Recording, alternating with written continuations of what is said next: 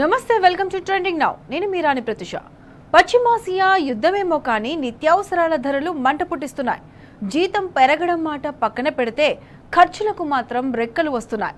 ఈరోజు ఏ కూర కొనాలని కాదు, ఈరోజు ఏ కూర కొనకుండా ఇంటికి వెళ్ళాలని ఆలోచించాల్సిన రోజులు దాపురిస్తున్నాయి. పొద్దున్నే కళ్ళు నులుముకుంటూ కూరగాయల మార్కెట్లో అడుగు పెడితే అక్కడి ధరలను చూసి దిమ్మ తిరుగుతుంది. నిద్ర మత్తంతా ఎరిగిపోతుంది. నిన్న బుట్టలో పడిన కూరగాయ ఈరోజు ధర చూసి బుట్టకి దూరంగా నిలబడుతుంది. ఉల్లిదో లొల్లి, టమాటోదో మోత, మిర్చి ఘాటు సరే సరే, ఎల్లిగడ్డ, ఆలుగడ్డ ఇలా ఏది పట్టుకున్నా జేబుకు చిల్లు పడాల్సిందే. చిల్లర పట్టుకెళ్తే క్యారెట్ ముక్క కూడా రావడం లేదు. తెచ్చుకున్న చిల్లర దేనికి సరిపోవడం లేదు. మార్కెట్కు వెళ్లే ముందు పర్సు బరువును చూసుకొని వెళ్ళాలి. ఫోన్పే బ్యాలెన్స్ నిండుగా ఉందో లేదో తేల్చుకోవాలి. అప్పుడే సంచిలో 4 రకాల కూరలు పడేవి. కాకపోతే అసలు ట్విస్ట్ అంతా ఇక్కడే ఉంది. ధరలు పెరగడం ప్రజలకు కొత్తేమీ కాదు, కానీ మార్కెట్ నుంచి సామాన్లు కొనే మనిషి జీవన ప్రమాణం తగ్గిపోవడమే అసలు విషాదం. అసలు ధరలు ఎందుకు ఇంతలా పెరుగుతున్నాయో తెలుసుకోవడమే ఇవాల్టి ట్రెండింగ్ నౌ.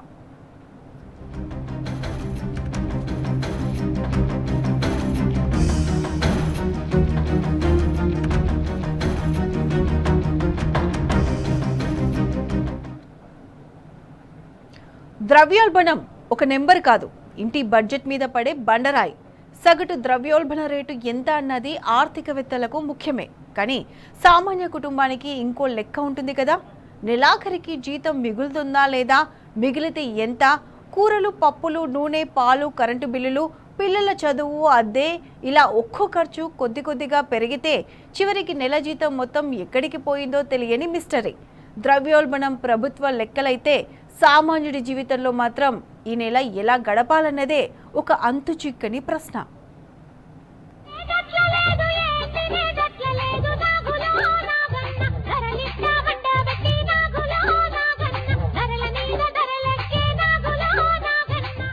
ప్రజల రెక్కల కష్టమంతా ధరల రాక్షసి పాలు. ఆకలి తీర్చడమే కాదు, తినడమే అతిపెద్ద సవాలు. ఆకాశాన్ని తాకుతున్న అన్ని రకాల వస్తువుల ధరలు. ప్రాణాలు అలసిపోతుంటే అవిసిపోతున్న జీవితాలు. గుండె మోత మోగించే అధిక ధరల భారాలు. వంటింట్లో మంటలు రేపుతున్న రేటు పోట్లు. మార్కెట్కు వెళ్లాలంటే వణుకు, ఏది ముట్టుకున్నా షాక్. ఉల్లిదో లొల్లి, టమాటాదో మోత, మరింత ఘాటెక్కిన పచ్చిమిర్చి, ఎల్లిగడ్డ, ఆలుగడ్డ, ఏది కొన్నా జేబుకు చిల్లే.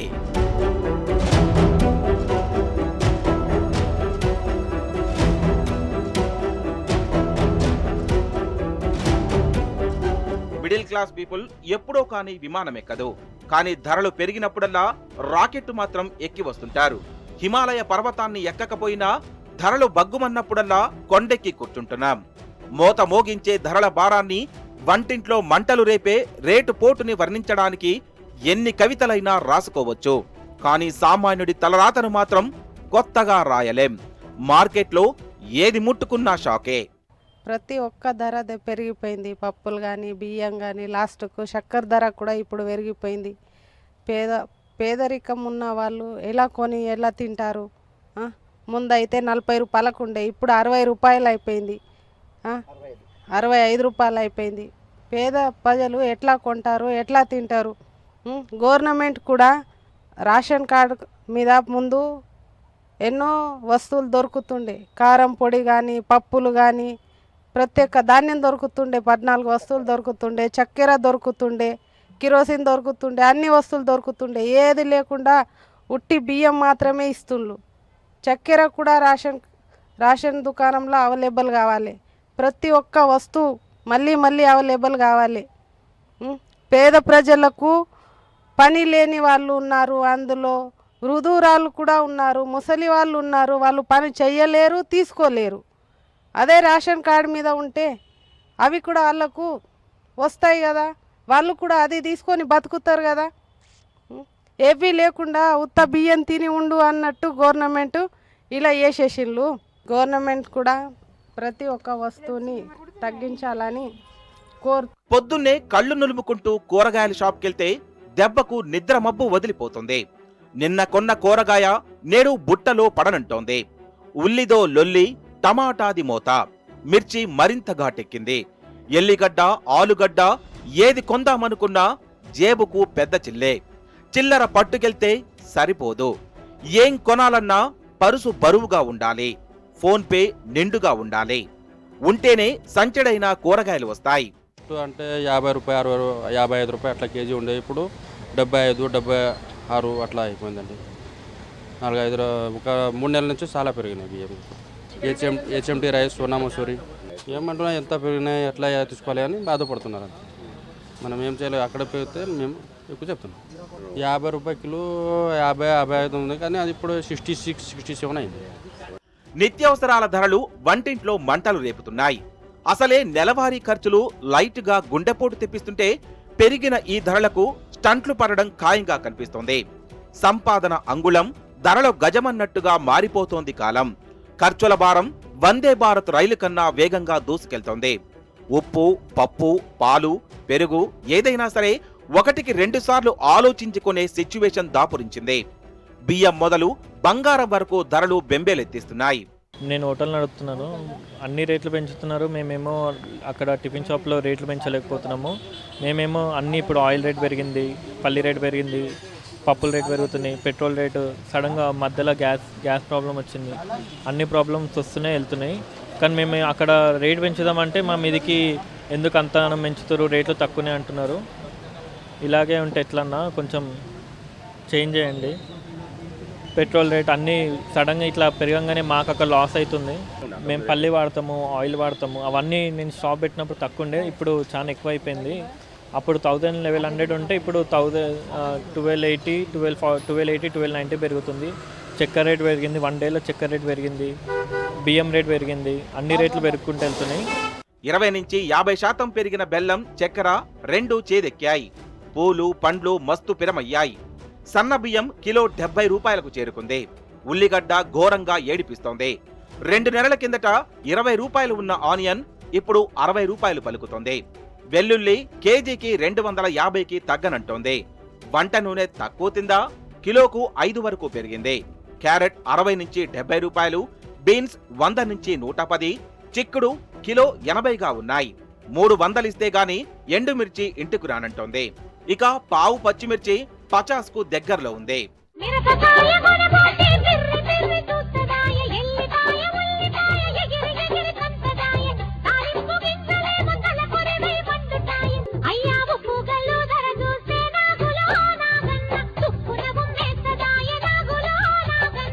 ఇప్పుడంతా పూజల కాలం కదా, అందుకే పూలకు విపరీతమైన డిమాండ్ పెరిగింది. మూర రేటు భారడైంది. 2 మూరల పూలకు 100 వదిలించుకోవాలి. ఇవి మాత్రమేనా, వంట గ్యాస్ రేటు కూడా ఫైరు మీదుంది. పెట్రోలు భగ్గున మండకపోతే విచిత్రం.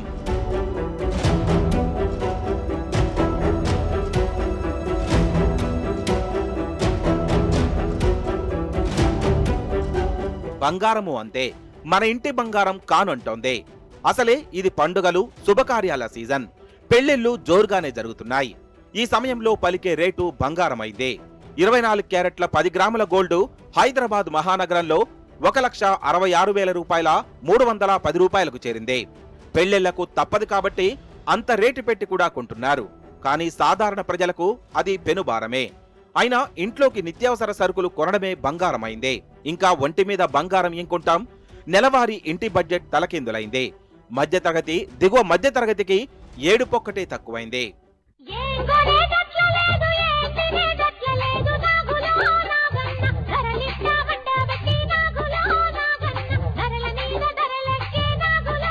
పశ్చిమాసియా యుద్ధమేమో కానీ ధరల దెబ్బకు సామాన్య మధ్యతరగతి కుదేలవుతుంది. ధరల తాకిడికి ప్రజలు విలవిలలాడుతున్నారు. నెల నెల వచ్చే కొద్దిపాటి జీతంతో కాలక్షేపం చేసేవారంతా ఇప్పుడు పక్షం రోజులకే ఖాళీ అవుతున్న పరిస్థితులతో కలవరపడుతున్నారు. ఉదయం నిద్రలేవగానే అవసరమయ్యే పాల ప్యాకెట్ దగ్గర నుంచి పప్పు, ఉప్పు, నూనె, పెట్రోల్ ధరలు, మొబైల్ రీఛార్జీలు, బాత్రూంలో వాడే మగ్గు, బకెట్ దాకా అది ఇది అని లేదు. అన్నిటి ధరలు పెరిగిపోతుండడంతో ధర భారం తట్టుకోలేక అల్లాడిపోతున్నాడు మనిషి అన్నవాడు.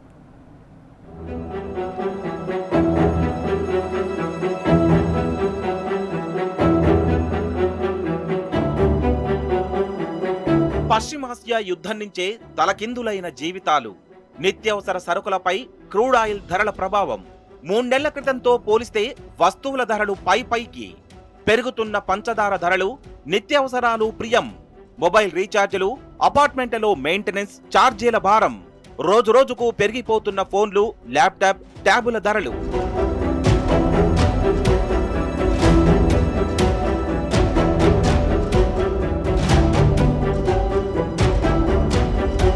పశ్చిమాసియా యుద్ధం మొదలైనప్పటి నుంచి పెరుగుతున్న ధరల దెబ్బకు సామాన్య మధ్యతరగతి ప్రజలు విలవెల్లాడుతున్నారు. నెల నెలా వచ్చే కొద్దిపాటి జీతంతో కాలక్షేపం చేసేవారంతా ఇప్పుడు పక్షం రోజులకే ఖాళీ అవుతున్న పర్సులతో కలవరపడుతున్నారు. మరీ ముఖ్యంగా హైదరాబాద్ మహానగరంలో ఉంటున్న చిరుద్యోగుల పరిస్థితి దారుణంగా మారింది. వచ్చే కాస్తంత జీతంతో ఎలా నెట్టుకు రావాలో, పెరిగిన ఖర్చులను ఎలా సర్దుకోవాలో తెలియక గుబులు చెందుతున్నారు. అంటే 50 రూపాయలు 55 రూపాయలు అట్లా కేజీ ఉండే ఇప్పుడు 75, 76 అట్లా అయిపోయిందండి. 4-5 ఒక 3 నెలల నుంచి చాలా పెరిగినాయి బియ్యం. హెచ్ఎంటీ రైస్, సోనా మసూరి ఏమంటున్నా ఎంత పెరిగినాయి, ఎట్లా తీసుకోవాలి అని బాధపడుతున్నారు. మనం ఏం చేయలేదు, అక్కడ పెరిగితే మేము ఎక్కువ చెప్తున్నాం. 50 రూపాయల కిలో 50-55 ఉంది, కానీ అది ఇప్పుడు 66-67 అయింది. పొదుపు మాట దేవుడెరుగు. అప్పులు లేకుంటే చాలన్నంత వేదానభరితంగా వారి జీవితం మారిందని చెప్పవచ్చు. వారి సంగతి అలా ఉంటే రోజువారీ కూలీల పరిస్థితి ఎంత దారుణంగా ఉందో ప్రత్యేకంగా చెప్పనక్కర్లేదు. అలాంటి వారంతా హైదరాబాద్ మహానగరంలో సంసార సాగరాన్ని ఈదలేక స్వస్థలాలకు క్యూ కడుతున్నారు. నగరంలో 20 ఏళ్లుగా ఉంటున్న వారు సైతం ఇక్కడ బతకలేం బాబోయ్ అంటూ పుట్టిన ఊర్లకు వెళ్లాలని ఆలోచిస్తున్నారంటే పరిస్థితి ఎలా మారిందో అర్థం చేసుకోవచ్చు. బియ్యం, పంచదార రేట్లు గడిచిన 3 నెలల్లో పైకి ఎగబాకాయి. ఏదైతే మార్కెట్లకు వచ్చినటువంటి చక్కెర రేట్లు ఆకాశాన్ని అంటుతున్నాయి, పేద ప్రజలపై భారాన్ని పడుతున్నాయి. ఎందుకంటే ఈ సీజన్లో డబ్బులు లేని టైంలో, అలాగే పనులు లేని టైంలో చక్కెర రేట్లు పెంచడం అనేది సరికాదు. ఎందుకంటే పేద ప్రజలు భారం మొత్తము ఒక ఆహార పదార్థంగా తీసుకుంటున్నారు. అందులో భాగంగా చక్కెర కూడా ఉంది. అందుకనే చక్కెర రేట్లు ఆకాశానికి అందుతున్నాయి. అలాగే చక్కెర రేట్లు తగ్గించాలని మేము డిమాండ్ చేస్తున్నాము.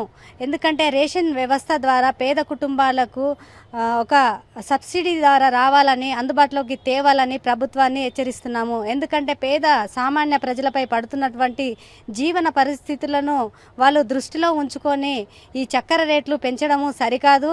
ఎందుకంటే ఇప్పుడున్న సిచ్యువేషన్లో పేద ప్రజలు చాలా ఇబ్బందులు పడుతున్నారు. అందుకని చక్కెర రేట్లు పెంచారు.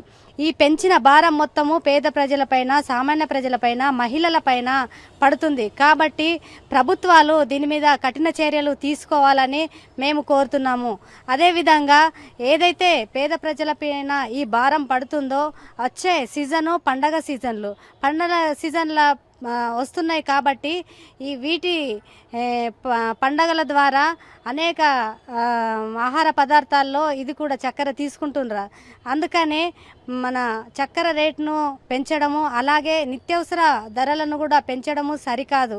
దీన్ని తగ్గించాలని మేము డిమాండ్ చేస్తున్నాం. 3 నెలల క్రితం రిటైల్ మార్కెట్లో క్వింటాల్ సోనా మసూరి బియ్యం 5,400 రూపాయలు ఉండగా ఇప్పుడు అది అమాంతంగా 6,800 రూపాయలకు చేరింది. హోల్సేల్లోనే ధర 6,500 పలుకుతోంది. దీంతో సామాన్య మధ్యతరగతి ప్రజల్లో కొందరు రేషన్ బియ్యంతోనే సరిపెట్టుకుంటున్నారు. ఇక పంచదార రేటైతే 15 రోజుల నుంచి శరవేగంగా పరుగులు పెడుతోంది. 3 నెలల క్రితం కిలో 48 రూపాయలుగా ఉన్న రేటు ఇప్పుడు 60 నుంచి 65 రూపాయల దాకా పెరిగింది. గతంలో రేషన్ దుకాణాల్లో కిలో చక్కెరను 13 రూపాయలకు అందించేవారు. కానీ మహారాష్ట్ర, కర్ణాటక నుంచి దిగుమతి లేదంటూ ఈ ఏడాది మార్చి నుంచి పౌర సరఫరాల శాఖ దాన్ని పంపిణీని నిలిపివేసింది. దీంతో చాలా మంది అనివార్యంగా దుకాణాల్లో తీసుకోవాల్సి వస్తోంది. ఇథనాల్ ఉత్పత్తి కోసం చక్కెరను అధికంగా వినియోగిస్తున్నారని, అందుకే ధరలు పెరుగుతున్నాయని పలువురు వ్యాపారులు చెబుతూ రేట్లను ఇష్టారాజ్యంగా పెంచుతూ ప్రజలను నిలువునా దోచుకుంటున్నారు.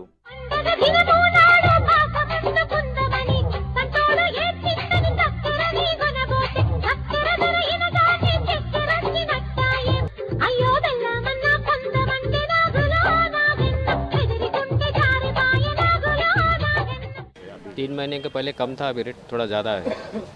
राइस का, शुगर का प्राइस थोड़ा ज़्यादा होगा.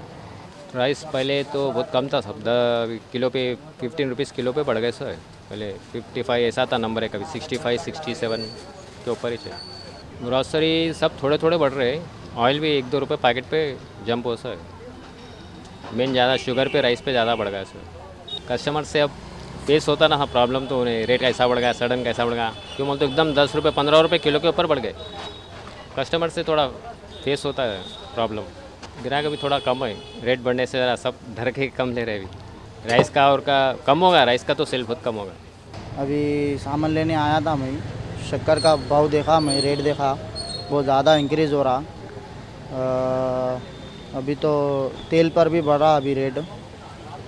तो हुकूमत से ये है बस थोड़ा कम करो। पहले शक्कर 41 था, अब बहुत ज़्यादा महंगा हो गया, 100 तक जाने वाला है केजी सुना मैं। तो अभी सौदा लेने आया तो मालूम हुआ ऐसा और रेट बढ़ गया बोल के। तेल पे कभी इंक्रीज़ होता कभी डिक्रीज़ होता, तेल का ऐसा है, ऐसा चल रहा। अभी मार्केट बहुत ज़्यादा टाइट है। ఇక బెల్లం ధర కూడా కిలో 70 రూపాయలకు చేరింది. ఇక అన్ని వంటల్లోనూ తప్పనిసరిగా వినియోగించే ఉల్లిగడ్డ నెంబర్ 1 క్వాలిటీ ధర 25 నుంచి 30 నుంచి 3 నెలల్లో 40 నుంచి 45 దాకా చేరింది. సాధారణ రకాన్ని 35 రూపాయలకు విక్రయిస్తున్నారు. ధరలు పెరిగిపోవడంతో చాలా మంది ఉల్లి వాడకాన్ని తగ్గిస్తున్నారు. రైతు బజారులో బీరకాయ, బెండకాయ కిలో 35 నుంచి 50 రూపాయలకు విక్రయిస్తుండగా రిటైల్ దుకాణాల్లో 60 నుంచి 80 రూపాయలకు అమ్ముతున్నారు. ఇక బాత్రూముల్లో వాడే ప్లాస్టిక్ వస్తువుల రేట్లు కూడా భారీగా పెరిగాయి. అంతేందుకు కేవలం 3 నెలల్లోనే స్మార్ట్ ఫోన్లు, ట్యాబులు, ల్యాప్టాప్ ధరలు కనీసం 15 నుంచి 25% పెరిగాయి. ఈ ధరలు ఇంకా పెరిగే అవకాశాలున్నాయి. వాటి తయారీకి అవసరమైన చిప్లు, ఇతర ముడి పదార్థాల ధరలు పెరగడమే దీనికి ప్రధాన కారణం కాగా రవాణా ఖర్చులు కూడా విపరీతంగా పెరగడం అదనం. ఇక ఫోన్ల సంగతి ప్రత్యేకంగా చెప్పనక్కర్లేదు. నిరుడు దసరా, దీపావళి సమయంలో 14,000కు అమ్మిన స్మార్ట్ ఫోన్లను ఇప్పుడు 23,000కు విక్రయిస్తున్నారు. 5G ఫోన్లు వచ్చాక 4G ఫోన్లు కొనేవారి సంఖ్య బాగా తగ్గింది గానీ ధరలు పెరిగిపోవడంతో మళ్ళీ ఇప్పుడు చాలా మంది 4G ఫోన్లపైనే మళ్లుతున్నారు.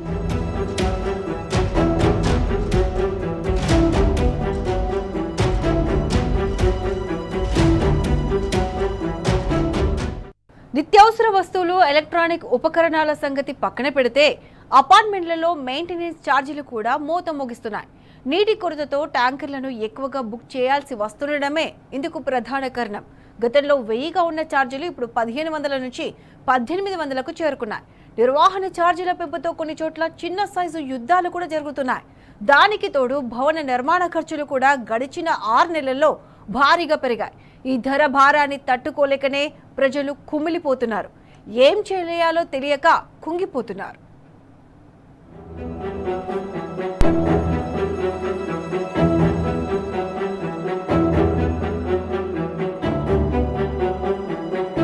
వంటగదికి అవసరమైన సరుకుల నుంచి శుభకార్యాలకు కావాల్సిన వస్తువుల వరకు అన్నింటి ధరలు ఆకాశాన్ని తాకుతున్నాయి.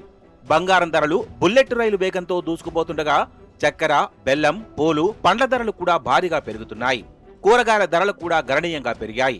ముఖ్యంగా ఉల్లిపాయలు, ఎండుమిరపకాయలు, వెల్లుల్లి ధరలు ఆందోళనకరంగా ఉన్నాయి. ఈ పరిణామాలు తమ నెలవారీ గృహ బడ్జెట్ను పూర్తిగా తలకిందులు చేశాయని మధ్యతరగతి, దిగువ మధ్యతరగతి వినియోగదారులు వాపోతున్నారు.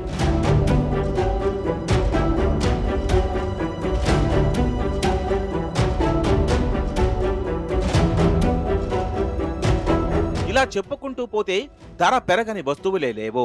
మధ్యతరగతి కుటుంబం ఎదుర్కొంటున్న అసలు సమస్య ఆదాయం పెరుగుదల కంటే ఖర్చుల వేగం ఎక్కువ కావడం. జీతం పెరిగిన వెంటనే ఇల్లు అద్దె పెరుగుతుంది. ఖర్చులు పెరిగితే పొదుపు తగ్గుతుంది. పొదుపు తగ్గితే అత్యవసర పరిస్థితుల్లో అప్పు అవసరమవుతుంది. అంటే ధరల పెరుగుదల కేవలం ఈ రోజు వంటింటి సమస్య కాదు, రేపటి ఆర్థిక భద్రతా సమస్యగా మారుతోందన్నమాట. ప్రభుత్వాలకి ఇక్కడే అసలు పరీక్ష ఎదురు కాబోతుంది. ధరలను పూర్తిగా నియంత్రించడం ఏ ప్రభుత్వానికి సాధ్యం కాదు. కానీ ధరల షాక్ను తగ్గించేందుకు ఏం చేయగలం? సరఫరా వ్యవస్థను బలోపేతం చేయగలమా? కోల్డ్ స్టోరేజీలను పెంచగలమా? రైతుకు మెరుగైన మార్కెట్ యాక్సెస్ ఇవ్వగలమా? అనవసర మధ్యవర్తిత్వాన్ని తగ్గించగలమా? ధరల సమాచారాన్ని పారదర్శకంగా అందించగలమా? కొరత సమయంలో వేగంగా మార్కెట్ జోక్యం చేసుకోగలమా? వీటన్నింటికీ సమాధానం చెప్పేది పాలకులే. ప్రభుత్వం ఈ ప్రజలకు ఆదాయాలు ఇప్పటికే తగ్గిపోయినటువంటి నేపథ్యంలో పీడిఎస్ కార్డుల ద్వారా కనీసం నిత్యావసర వస్తువుల సరుకులను ఈ బిలో పవర్టీ లైన్లో ఉన్న వారికి అందించినట్లయితే కొంత ఉపశమనం రావచ్చు. పేద ప్రజల జీవన ప్రమాణాలపైన ప్రభావం పడకుండా చర్యలు చేపట్టవలసిన సమయం ఆసన్నమైందని మనం భావించవచ్చు. బ్లాక్ మార్కెట్లలో ఈ యొక్క ఉత్పత్తులు లేకుండా ప్రజలకు నేరుగా అందుబాటులోకి రైతు బజార్ లాంటి ద్వారా కూడా కొంత నిత్యావసర వస్తువుల ధరను సబ్సిడీ రూపంలో ఇచ్చినట్లయితే కొంత ఊరట లభించడానికి ఆస్కారం ఉంటుంది. ఎందుకంటే ధరలు తగ్గిస్తామని చెప్పడం చాలా ఈజీ. ధరలు ఎందుకు పెరుగుతున్నాయో వ్యవస్థను సరిచేయడం అసలు సవాలు కదా. నిన్నటి బడ్జెట్తో నడిచిన కుటుంబం ఈ రోజు అదే బడ్జెట్తో సగం సరికే కొనగలిగే పరిస్థితికి రావడం అంటే అది వ్యవస్థీకృతమైన దోషమే. అందుకే ఇది కేవలం ఉల్లి, టమాటా, మిర్చి ధరల కథ కాదు, సామాన్యుడి కొనుగోలు శక్తి కథ, రైతు గిట్టుబాటు ధర గాథ, మధ్య తరగతి పొదుపుల వ్యధ. ఆకాశాన్ని అంటిన ధరల్ని మాత్రం తగ్గించలేకపోతున్నాం. ఈ ధరలు ఎందుకు పెరుగుతున్నాయి? డిమాండ్ ఎక్కువ ఉండడం, సప్లై తక్కువ ఉండడం. రెండోది, ఏమైనా పండగలు పబ్బాలు వస్తే వాటి ధరలు ఆకాశాన్ని ఉండొచ్చు. అలాగే ఏ ఒక్క ధర అంటే for example diesel price, petrol ప్రైజులు పెరిగినాయి అనుకోండి, అలాగే ఈ నిత్యావసర సరుకుల ధరలు మరియు వెజిటేబుల్స్ ధరలు పెరిగే అవకాశం ఉంటుంది. ఇంకా మన దగ్గర పోస్ట్ హార్వెస్ట్ టెక్నాలజీ లేకపోవడం వల్ల ఏం చేస్తాము, పండించిన పంటల్ని మనం నిల్వ చేసుకోలేకపోతున్నాం.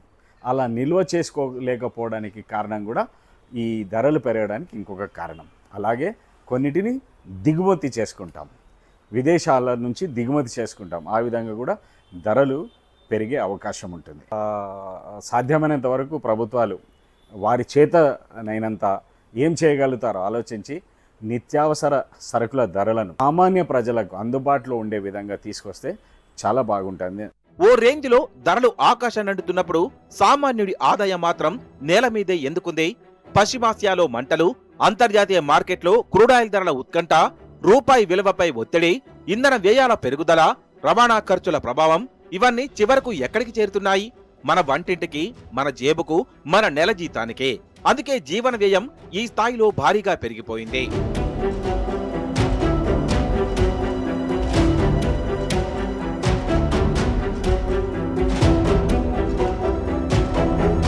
మరి అసలు సమస్య ఎక్కడుంది? ధరల పెరుగుదలను అర్థం చేసుకోవాలంటే ముందుగా ఒక విషయాన్ని గుర్తుపెట్టుకోవాలి.